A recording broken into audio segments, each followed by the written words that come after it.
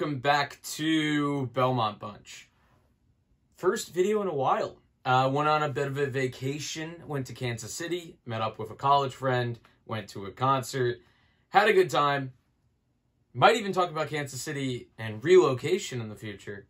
Not that it's very realistic, but I got to see the arena that the Islanders would have played at if they had stolen my hockey team. Anyway, Frans Nielsen was bought out today. He's placed on unconditional waivers by the Detroit Red Wings, and he was my favorite Islander. Kind of an obscure one to pick, but I grew up during a very dark era of Islanders hockey, and it kind of starts as it does as a kid with like a stupid reason. He wore my favorite number. My dad wore that number playing football in high school. He told me about it. I always wore it for soccer when I was playing soccer growing up. And so I think that's definitely the first thing that drew me to Frans Nielsen.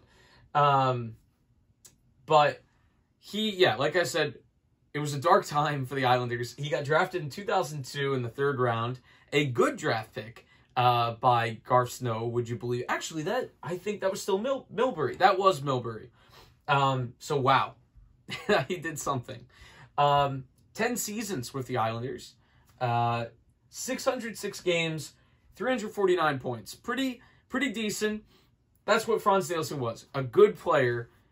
You're not going to retire a number to him, obviously.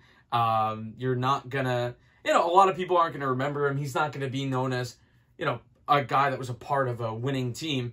But he was a part of a team that did win its first playoff series in about a quarter century. So that was something. That 2014-15 season that preceded the playoff victory was probably my favorite of his. Although his career highs came in 13-14. Now that was the lost year. So they're coming off of the 12-13 surprise playoff run. Sorry, my ears popped ever since I got off the plane from Kansas City.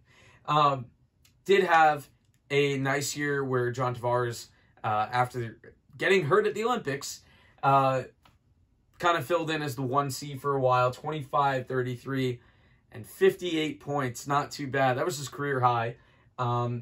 He obviously is known for the shootout. 49 goals. Second most all time in the shootout to Jonathan Toews. Percentage-wise, not as high. Towards the end of his career, it wasn't quite as good. He was known for that Danish backhand of destiny, or however you called it. I've heard people call it the Danish backhand of justice. Me and my college friends would disagree, but that doesn't matter. Obviously known for that backhand. But later in his career, when everybody, kind of knew, goalies were doing their homework, and they, it's not the early days of the shootout anymore. You have research to back it up. You've seen film, his percentages, and so they start overplaying the backhand. So what's he do? He starts going to the forehand through the 5-hole just as soon as the goalie starts to commit to the backhand, just boop, right by him. And that was almost more fun than the Danish backhand of destiny. But of course, that was more fun because it had a nickname. He had 15 shorthanded goals, and that is 6th in franchise history for the Islanders. Very interesting. He had 7 in 1 year. He had 7 in 2010-11. What else? Some other fun facts about Frans Nielsen. He's worn a lot of different Islander jerseys. His first ever goal came in the orange jerseys. So well done, Frans. And as you see, I had his third jersey from the Stadium Series season. He was just for parts of the fan base, a very beloved 2C. It helps. He came up in our system. It's a guy that played in Bridgeport. I don't know. This isn't a stats video. This is a player I loved video. Let's see. I think my favorite moment of Frans Nielsen, probably 2014-15. They're playing Dallas. Obviously, this is 14-15, so the Islanders score a lot and they don't defend. So, Frans Nielsen gets, I believe, that was his first and maybe only career hat trick in that game. And I just remember watching that on my phone because I was out with my friends in Baltimore, as you do.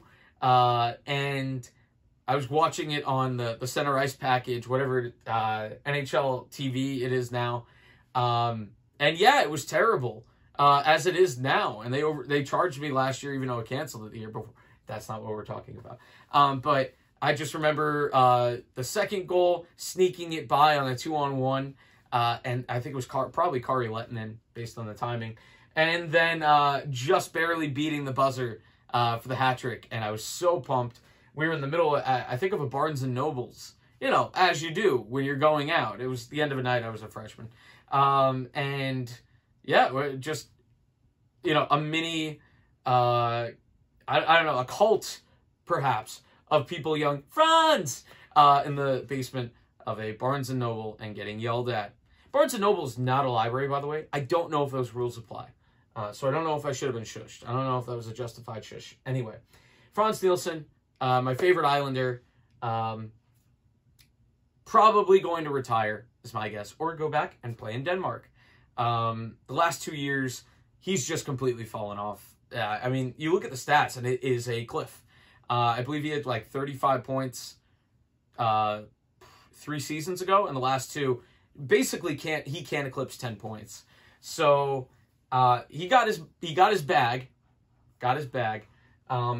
left in the same offseason as Oposo left, and Ladd came in. So a very busy offseason. And yeah, I just wanted to do a little video about a player that I appreciate greatly. I want to see if there are any other Frans Nielsen fans out there, right? Right? It's probably a few. Like I said, it's a cult.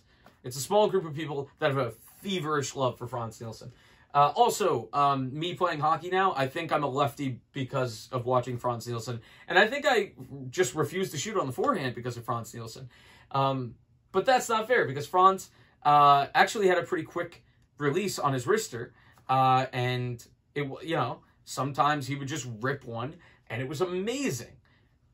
And other times he went to that backhand. It wasn't going to be like the most gorgeous goals ever, except in the shootout. But Frans Nielsen, good, hardworking 2C, 1 year at the 1C, and it was glorious. And yeah, just a player I'm always going to remember. And I'm going to tell my kids was way better than he actually was, because that's what being a parent's about. Telling your kids the wrong information. Anyway, this video is now over. All right? All right, I can leave? All right.